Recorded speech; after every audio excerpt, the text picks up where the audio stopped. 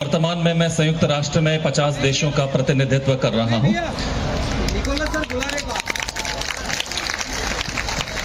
और संयुक्त राष्ट्र में मैं जल, जंगल, जमीन, आदिवासियों के अधिकार, उनके मुद्दों को लेकर के काफी बातों को उनके पटलों पर रखता हूं।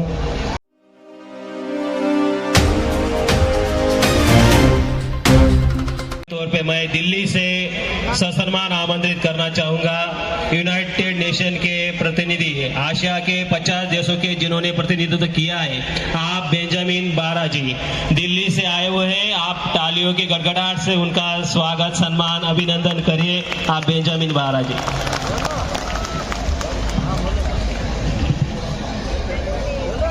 बहुत बहुत धन्यवाद। आपकी जय, जोहार सभी साथियों को। थोड़ा सा परिचय अपना देना चाहूंगा कि वर्तमान में मैं संयुक्त राष्ट्र में 50 देशों का प्रतिनिधित्व कर रहा हूं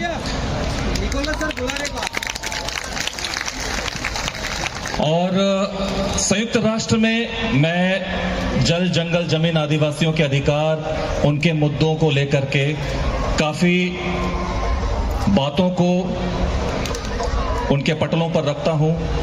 मुझे कभी कभी अमेरिका जाना होता है, न्यूयॉर्क जाना होता है, कभी मुझको यूरोप जाना होता है, जेनेवा या पेरिस हो गया, या फिर कभी एशिया के प्रदेशों में थाईलैंड में जाना हो रहा है, या मलेशिया, इंडोनेशिया, ऐसी जगहों पर जहां जहां पर संयुक्त राष्ट्र के पटल है, जहां जहां पर संयुक्त राष्ट्र के संस्थानें हैं, तो वहां पर 50 देशों, लगभग एशिया में 39 देश हैं, लगभग 50 देशों की बातों को रखता हूं। और यकीन मानिए साथियों, हम तो सिर्फ भारत के आदिवासियों के बारे में सुनते हैं कि भारत के आदिवासियों का अधिकार नहीं मिल रहा है, भारत के आदिवासी लोग पिछड़े हैं, भारत के आदिवासी लोगों को पढ़ाई और शिक्षा और उपचार नहीं मिल रहे हैं। ये जो दशा है और ये जो दिशा है, ये लगभग सभी विश्व के देशों में है। अभी हाल में मैं इटली होकर के आया, रोम में था, और वहां पर हम लोगों ने एक अधिवेशन में भाग लिया। लगभग 7 दिन का अधिवेशन था और वो खाद्य प्रणाली को लेकर के था, खाने को लेकर के है। और वहां पर ये बातें की चर्चाएं हुई कि आदिवासियों का जो खाना होता है, भोजन होता है, वो आज का जो मॉडर्न, जो आज का जो विकसित समाज का जो भोजन है उससे काफी अलग होता है। उदाहरण के तौर पर अगर आज हम बाजार में देखें तो हद से हद, ज्यादा से ज्यादा 4 या 5 या 8 प्रकार के चावल मिलेंगे। हम छत्तीसगढ़ में जाएं तो वहां पर 1000 से ज्यादा वैरायटी के चावल वहां पर उपस्थित हैं। और जब हम बात करें कि पूरा विश्व आज रागी को लेकर के आगे बढ़ रहा है, तो रागी जो मिलेट है, इसको तो हम आदिवासी लोग बचपन से ही, जब पैदा होते हैं तब से ही खाते चले आ रहे हैं। तो इस तरह की बहुत सारी बातों की चर्चाएं होती हैं। जो आदिवासी समाज पहले से जो करता आ रहा है, वो आज ये युग, ये आज संसार अब उस चीज को अपना रहा है। और संयुक्त राष्ट्र भी आज ये बोल रहा है, खुल करके ऐलान कर रहा है कि अगर पर्यावरण को बचाना है, अगर जीवन को बचाना है, अगर पृथ्वी को बचाना है, तो आदिवासी से सीखो। केवल आदिवासी ही है जो पर्यावरण, भोजन और जीवन के संरक्षण कर सकता है। हम यहां पर बैठे हैं जल, जंगल, जमीन को लेकर के, पर मैं कुछ और आगे बोलना चाहता हूं। केवल सिर्फ 3 पर ही आधारित मत रहिए। जल, जंगल, जमीन, इसके आगे भी है जन, जीवन, जीव जंतु। इनके बारे में हमने कभी बात नहीं करी। तो जल, जंगल, जमीन, जन, जीवन, जीव जंतु, इनके बारे में भी बात होना चाहिए। पर्यावरण के बारे में बात होना चाहिए। साथ ही साथ मैं आप लोगों को, इस मंच में बहुत सारे लोग यहां पर आए, अपनी बातों को रखा और मैं बहुत ध्यान से बातों को सुन रहा था।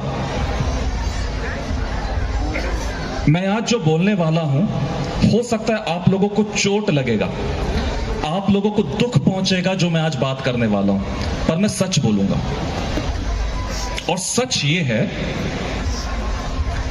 ये है भूखे पेट आंदोलन नहीं होता। भूखे पेट आंदोलन नहीं होता।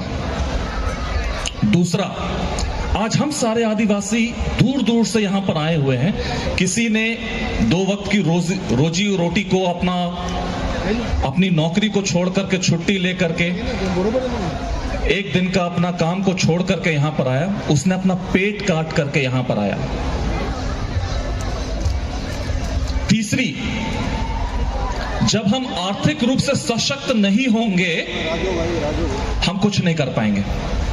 हम ऐसे ही यहां पर आंदोलन करते रहेंगे, नारा करते रहेंगे, लेकिन जब आप इतने बड़े सम्मेलन को आर्थिक रूप से सशक्त होकर के आप सपोर्ट या आप इसको सहारा नहीं दोगे, तो यह सम्मेलन नहीं हो पाएगा। चौथा, हम आदिवासी अधिकारों की बात करते हैं। अधिकार कैसे मिलेगा? अधिकार इसलिए नहीं मिलेगा क्योंकि हम लोग पेशा कानून के ऊपर बात करते हैं, हम लोग संविधान के ऊपर बात करते हैं, और हम लोग बहुत सारी ऐसी बातें हैं जिसको बोलते लॉ के ऊपर, कानून के ऊपर बात करते हैं। ये जो समस्या है, ये समस्या कानूनी समस्या है, ये समस्या राजनीतिक समस्या है। आप मुझे ये बताइए, पेशा कानून बनाने के लिए, संविधान बनाने के लिए, ये सब कानून ही तो है, पार्लियामेंट में बनता है। हमारे अगर जनप्रतिनिधि उस कानून को बनाने के लिए सक्षम नहीं होंगे, तो हमारे लिए वो कानून बनेगा ही नहीं। और अगर हमने ऐसे जनप्रतिनिधि चुन करके वहां पर बैठाया जो स्वयं अपने बारे में सोचते हैं, जो अपनी आर्थिक उन्नति के बारे में सोचते हैं, तो हमारे आम आदिवासी समुदाय का कुछ नहीं होने वाला। एक छोटा सा उदाहरण देता हूं। हमारे जितने भी जल जंगल जमीन है, ज्यादातर हमारा माइनिंग जिसको बोलते हैं हम लोग, जहां से हम लोग कोयला निकालते हैं, जहां से हमारी खदानें होती हैं, कितने लोगों को पता है कि उन खदानों में से कितना रुपया एक नेता को या एक बिजनेस वालों को जाता है? चलिए मैं आज आंकड़ों में बात करता हूं। जब हम कोयले के खदान से कोयला सप्लाई करते हैं, आंकड़ों के हिसाब से एक शिप का कंटेनर, यानी कि एक शिप में लगभग 1 लाख मेट्रिक टन कोयला आता है। 1 लाख मेट्रिक टन कोयला जब हम उसको बेचते हैं बाजार में, उसका भाव लगभग $35 से लेकर के $50। इसका मतलब ये हुआ, उस 50 को अगर मैं लगभग 80 से गुणा कर दूं, 1 मेट्रिक टन लगभग 4000 से 5000 रुपया में बिकता है। तो 1 लाख मेट्रिक टन कितने में बिकेगा? आंकड़ों में मल्टीप्लाई कर दीजिए। अब उसमें जो कमीशन मिलता है राजनेताओं को, चाहे बिजनेस को, लगभग $5 प्रति मेट्रिक टन। तो 1 लाख मेट्रिक टन बिका तो $5 लाख उनको एक लगभग कमीशन आता है। $5 लाख का मतलब कितना होता है आप लोग को पता है? 4 करोड़। मैं ये सब क्यों बोल रहा हूं? क्योंकि मैं खुद व्यवसाय करवाता हूं, मुझे पता है उन गणितों के बारे में। आज हमारे आदिवासियों के जल जंगल जमीन पर कब्जा इसलिए हो रहा है क्योंकि आप लोगों को सशक्त नहीं बनाया गया है कि आर्थिक रूप से बिजनेस कैसे किया जाए। आप लोग को बिजनेस करना ही नहीं आता है। मैं शुक्रिया अदा करना चाहता हूं जितने भी आदिवासी लोग, जितने लोग यहां पर स्टॉल लगाए हुए हैं और कुछ ना कुछ बेच रहे हैं, किसी तरीके से वो कोशिश कर रहे हैं बिजनेस। 2-3 चीजें आ रही हैं कि बैंक हमें लोन नहीं देता है, हम ये काम नहीं कर पाते, हम वो काम नहीं कर पाते। अगर बैंक लोन नहीं देता है तो बहुत सारे दूसरे तरीके हैं जहां से हम पैसे निकाल सकते हैं, जहां से हम अपने व्यवसाय को बढ़ा सकते हैं। अगर आपकी 10 एकड़ जमीन है और खाने के लिए सिर्फ आपने 2 एकड़ जमीन में पूरे साल में काम किया, 8 एकड़ जमीन खाली है, तो उस खाली जमीन पर दूसरे लोगों की नजर तो जाएगी जाएगी। वो लोग ये समझेंगे कि ये खाली एकड़ जमीन तो ऐसी खाली है, इसका इस्तेमाल करते हैं, इसको खदानों में इस्तेमाल करते हैं, इसका निकालते हैं और जाने देते हैं आदिवासी को। ये है हमारी कमजोरी। जिस दिन हमने अपने सभी जमीनों का इस्तेमाल करना सही से इस्तेमाल किया, शुरू अगर कर दिया और हमने कोई भी जमीन खाली नहीं छोड़ी, उस दिन से सामने वाले को मौका ही नहीं मिलेगा कि वो हमारी जमीन पर कब्जा करके उस पर हथियाएंगे। वो इसलिए हथिया रहे हैं क्योंकि उनको दिखता है वो खाली जमीन है, भले ही वो आपके नाम पर है। तो साथियों, मैं इतना कहना चाहता हूं, आर्थिक सशक्तिकरण बहुत जरूरी है और व्यवसाय करना बहुत जरूरी है। गए वो दिन जब हम ये कहते थे कि मुझे नौकरी चाहिए। आप ये सोचिए ना, नौकरी शब्द भी नौकर से आता है, नौकर और नौकरी, यानी आप किसी के नौकर बन रहे हैं। हम जब तक ले इससे ऊंचा नहीं बढ़ेंगे तब तक ले हम कुछ भी आगे नहीं कर पाएंगे। नौकरी करने से अच्छा यह है कि हम वो बने जिससे कि हम दूसरे लोगों को नौकरी दे, दूसरे लोगों को नौकरी देना सीखें। नौकरी लेना नहीं, हमें नौकरी नहीं चाहिए।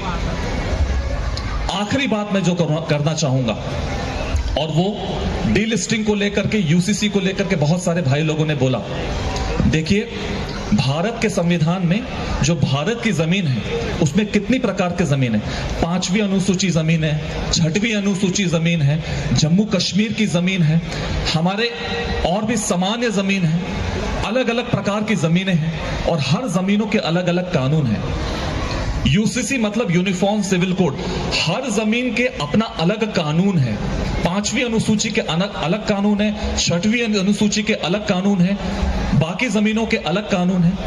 अगर ये सामान्य कानून आ जाता है तो इससे क्या होगा, 5वीं अनुसूची का कानून हट जाएगा, 6वीं अनुसूची के कानून भी हट जाएगा और जो सामान्य कानून की जो धाराएं हैं वो 5वीं और 6वीं अनुसूची में लागू हो जाएंगी। इससे होगा क्या कि अभी तो एक आदिवासी केवल आदिवासी को ही जमीन बेच सकता है, लेकिन सामान्य कानून में कोई भी किसी को भी जमीन बेच सकता है। अगर ये सामान्य कानून आया तो वो आदिवासी जमीन सामान्य जमीन बन जाएगी, तो कोई भी इंसान उस जमीन को खरीद सकता है और किसी को भी बेच सकता है। अगर ये चीज हुई, हमारा अस्तित्व खतरे में है, हमें समस्या आ सकती है। और इसी से जुड़ा हुआ एक दूसरा षड्यंत्र चल रहा है डीलिस्टिंग का, जिसमें कि बहुत सारे लोग ये कहते हैं कि जो आदिवासी लोग सरना आदिवासी हैं या आदिवासी धर्म से दूसरे धर्म को अपनाते हैं, उनको आदिवासियत या आदिवासी शेड्यूल्ड ट्राइब से हटा दिया जाए। साथियों, ये समझने की कोशिश करिए, मुद्दा वो उठाइए जिसमें कि आदिवासी लोग एक हों, जुड़े। आप ऐसा मुद्दा क्यों उठा रहे हैं जिसमें कि आदिवासियों का बंटवारा हो रहा है? आप ऐसा मुद्दा मत उठाइए। मैं 2 मिनट लूंगा। तो इस कारण से जब मैं ये बोल रहा हूं कि जब आदिवासियों को अगर आप ये बोलते कि डिलिस्ट कर दिया जाए, यानी कि अगर वो आदिवासी के कानून या आदिवासी धर्म को नहीं अपना रहे, दूसरे धर्म को अपना रहे हैं, तो आप जो नॉर्थ ईस्ट में जो आदिवासी हैं जो दूसरे धर्म से चल रहे हैं, उनको भी क्या हटा देंगे शेड्यूल्ड ट्राइब से? हाहाकार मच जाएगा, सब तहस नहस हो जाएगा। और यही चीज मणिपुर में कोशिश किया जा रहा था कि आदिवासियों का जनसंहार कर दिया जाए, लेकिन किसी प्रकार से इस चीज को रोका गया। आज मैं यहां पर आप लोगों को जोश दिलाने के लिए नहीं बात करने आया हूं, मैं आज आप लोगों को चिंतन करने के लिए एक बीज बो करके जा रहा हूं। अब ये बीज आपके दिल में कितना पेड़ बनता है आपके ऊपर है। जोहार, जय आदिवासी।